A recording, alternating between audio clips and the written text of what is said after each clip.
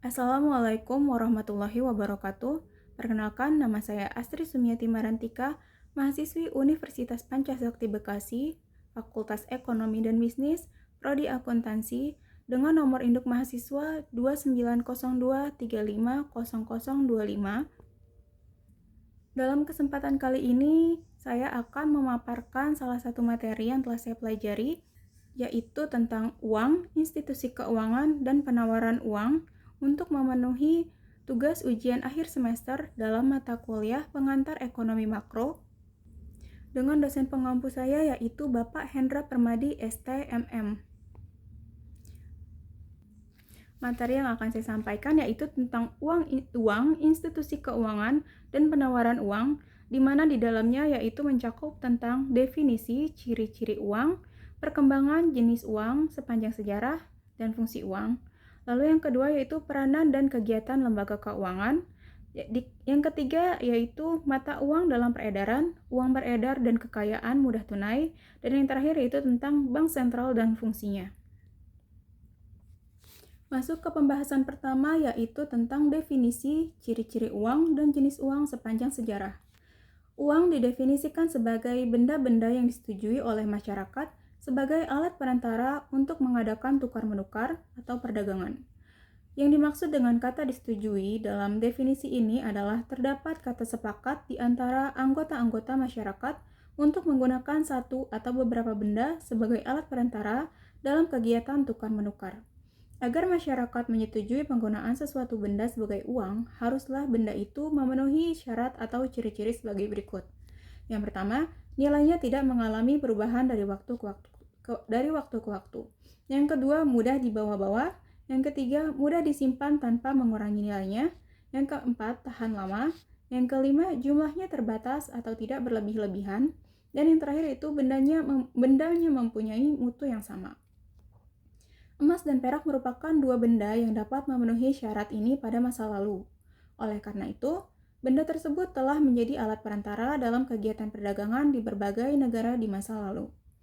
Kemajuan ekonomi dunia yang bertambah pesat sejak berlakunya revolusi industri di dunia menyebabkan perdagangan berkembang dengan pesat, yang mengakibatkan transaksi yang dijalankan telah menjadi berkali lipat nilainya. Sedangkan uang emas dan perak tidak dapat ditambah secepat perkembangan perdagangan yang terjadi, sehingga semakin lama, semakin banyak negara yang menggantikan uang emas dan perak dengan uang kertas sebagai alat tukar-menukar. Pada masa ini, uang kertas dan uang giral adalah alat tukar-menukar utama di dunia. Selanjutnya yang akan saya sampaikan yaitu tentang perkembangan jenis uang sepanjang sejarah. 1. Sistem barter. Awalnya masyarakat menggunakan barter untuk memenuhi kebutuhan mereka. Sistem ini memerlukan adanya kehendak ganda yang selaras atau double coincidence of wants, di mana kedua belah pihak harus saling membutuhkan barang yang dimiliki satu sama lain. Masalah utama barter adalah sulitnya untuk menentukan nilai tukar yang adil, pilihan yang terbatas, dan ketidakpraktisan dalam menyimpan atau menunda pembayaran. 2. Uang barang. Untuk mengatasi masalah barter, masyarakat mulai menggunakan barang yang bernilai sebagai alat tukar, seperti makanan atau beras dan gandum, perhiasan atau emas dan perak, dan alat-alat kerja atau senjata. 3. Uang logam. Uang logam seperti emas dan perak muncul karena sifatnya yang lebih praktis dibandingkan uang barang. Logam mulia memiliki nilai intrinsik, tahan lama, mudah dibawa, dan jumlahnya terbatas, sehingga cocok sebagai alat tukar. Kekurangan uang logam muncul ketika kebutuhan perdagangan meningkat pesat, sementara logam mulia seperti emas dan perak sulit diperoleh dalam jumlah yang besar. Lalu yang keempat, uang kertas. Uang kertas diperkenalkan untuk mengatasi kekurangan uang logam. Awalnya uang kertas adalah bukti kepemilikan emas yang disimpan di bank, tetapi kemudian berkembang menjadi alat tukar-menukar. Uang kertas lebih praktis karena ringan, mudah dibawa, dan dapat diproduksi sesuai kebutuhan. Dan yang kelima atau yang terakhir yaitu uang modern. Uang modern terbagi menjadi 3. Yang pertama, uang kartal. Uang kartal yaitu uang kertas dan logam yang digunakan untuk transaksi langsung. Lalu yang kedua ada uang giral. Uang giral yaitu uang yang tidak berwujud fisik, berupa simpanan di bank yang digunakan melalui cek atau transfer. Yang ketiga ada uang elektronik. Uang elektronik yaitu seperti kartu debit, e-wallet, atau cryptocurrency yang semakin populer di era digital. Untuk pembahasan selanjutnya yang akan saya sampaikan yaitu tentang beberapa fungsi uang. Fungsi yang pertama yaitu uang sebagai perantara tukar-menukar. Dengan adanya uang, kegiatan tukar-menukar akan jauh lebih mudah dijalankan dibandingkan dengan kegiatan perdagangan secara barter. Lebih mempersingkat waktu, menghemat tenaga, dan kegiatan tukar-menukar menjadi lebih sederhana dan lebih lancar. Yang kedua, uang sebagai satuan nilai. Keuntungan selanjutnya dari penggunaan uang dalam masyarakat bersumber dari kesanggupannya untuk bertindak sebagai satuan nilai. Yang dimaksud dengan satuan nilai adalah satuan ukuran yang menentukan besarnya nilai dari berbagai jenis barang.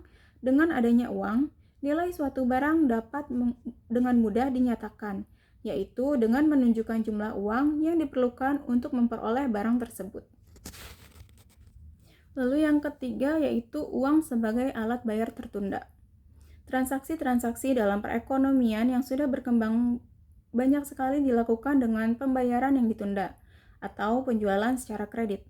Para pembeli memperoleh barangnya terlebih dahulu dan membayarnya pada masa yang akan datang.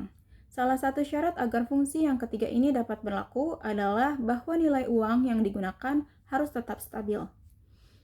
Yang keempat atau yang terakhir yaitu uang sebagai alat penyimpan nilai.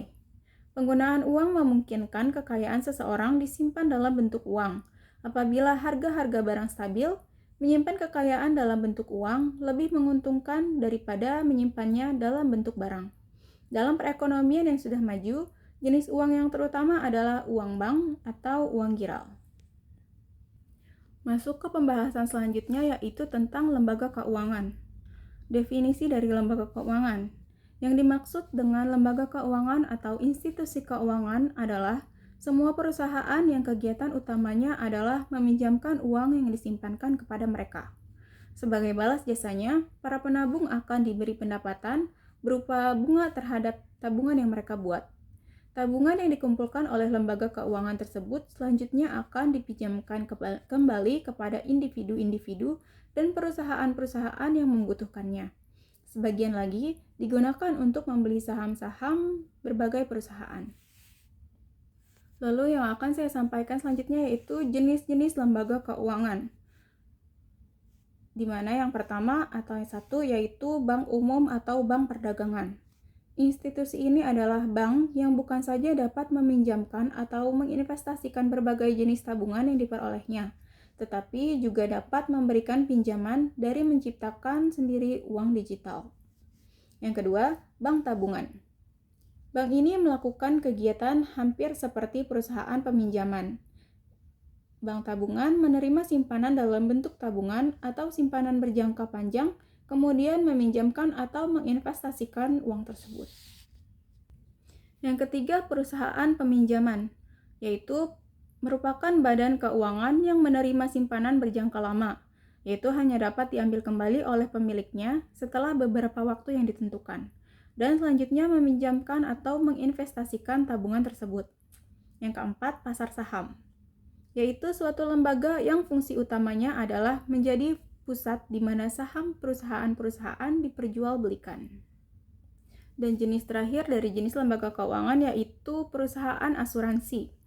Terdiri dari perusahaan yang memperoleh uang dengan menjanjikan akan membuat sejumlah ganti rugi kepada individu, perusahaan, dan badan-badan lainnya apabila sesuatu seperti kecelakaan, kebakaran, kematian, dan sebagainya berlaku terhadap orang sebagai individu, perusahaan, atau badan yang membayar uang asuransi kepada perusahaan asuransi. Uang asuransi yang dikumpulkan oleh badan ini akan diinvestasikan atau dipinjamkan. Masuk ke pembahasan selanjutnya yaitu tentang uang giral. Uang giral adalah uang yang diciptakan oleh bank umum dalam bentuk simpanan masyarakat yang dapat digunakan sebagai alat pembayaran melalui mekanisme tertentu seperti cek, giro, kartu debit, atau transfer elektronik. Proses penciptaan uang giral melibatkan aktivitas perbankan dalam menerima simpanan dan memberikan kredit. Berikut ini saya sampaikan tentang proses penciptaan uang giral, di mana yang pertama yaitu simpanan awal. Masyarakat menyimpan uang tunai di bank umum dalam bentuk deposito atau giro. Uang tunai ini menjadi cadangan di bank. Yang kedua, cadangan wajib, di mana sebagian dari simpanan masyarakat harus disimpan oleh bank dalam bentuk cadangan wajib sesuai dengan ketentuan bank sentral. Rasio cadangan wajib ini ditentukan oleh otoritas moneter, misalnya Bank Indonesia. Yang ketiga, pemberian kredit. Setelah memenuhi cadangan wajib, bank menggunakan sisa dana untuk memberikan kredit kepada masyarakat atau dunia usaha. Kredit ini kemudian disalurkan ke rekening penerima di bank tersebut atau di bank lain dan menciptakan simpanan baru. Yang keempat yaitu efek multiplikasi. Uang yang disalurkan sebagai kredit kembali digunakan oleh penerima untuk transaksi ekonomi, yang pada akhirnya akan kembali ke sistem perbankan sebagai simpanan. Proses ini terus berulang menciptakan efek penggandaan uang giral. Besarnya penggandaan dipengaruhi oleh rasio cadangan wajib. Yang kelima, alat pembayaran. Uang giral yang diciptakan dapat digunakan oleh masyarakat untuk berbagai transaksi melalui cek, biliet giro, kartu debit, atau transfer elektronik yang menggantikan peran uang tunai dalam transaksi ekonomi.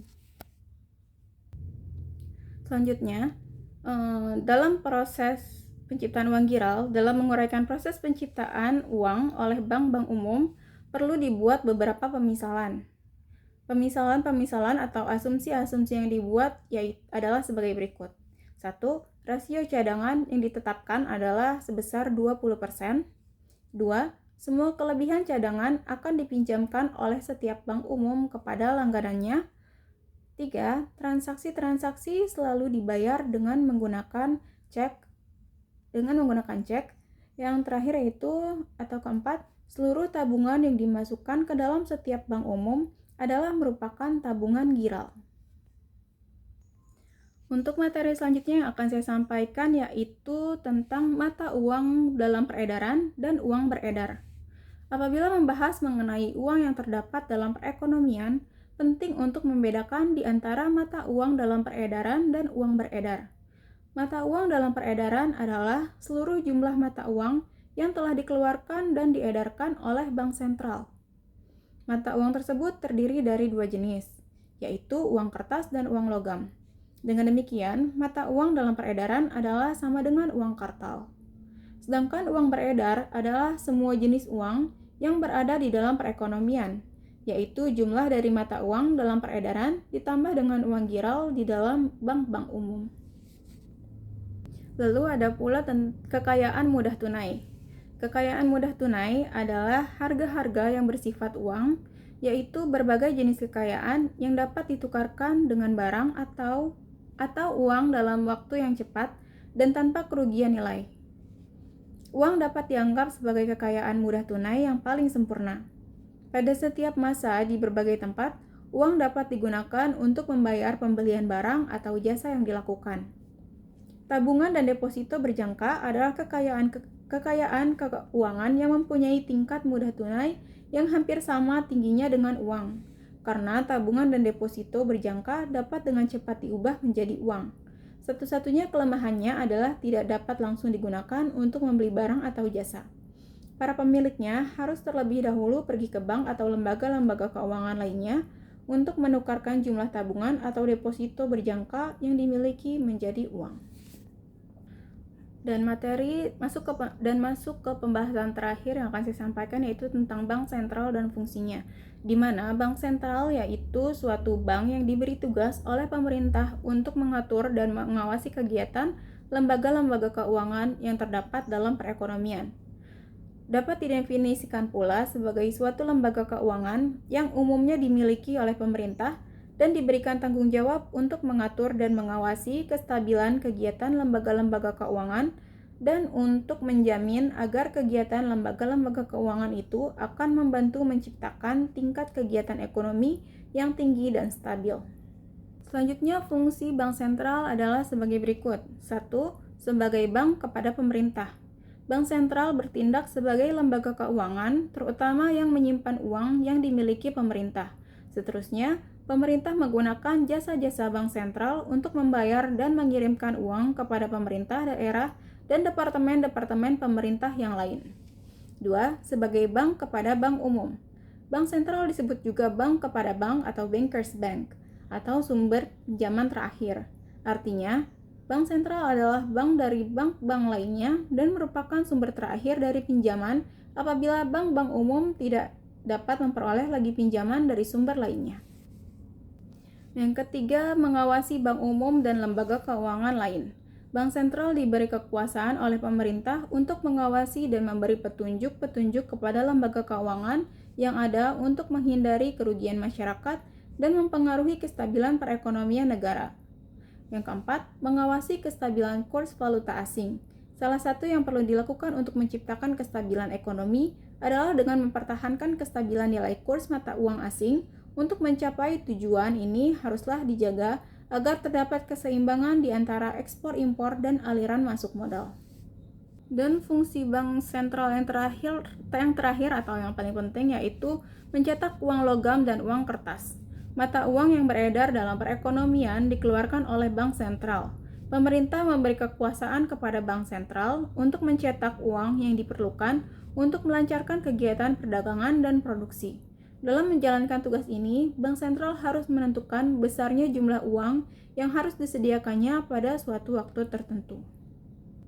Demikian materi yang dapat saya sampaikan. Untuk kurang dan lebihnya mohon dimaafkan, atau apabila ada kesalahan dalam materi yang saya sampaikan mohon dimaafkan. Terima kasih atas perhatiannya. Wassalamualaikum warahmatullahi wabarakatuh.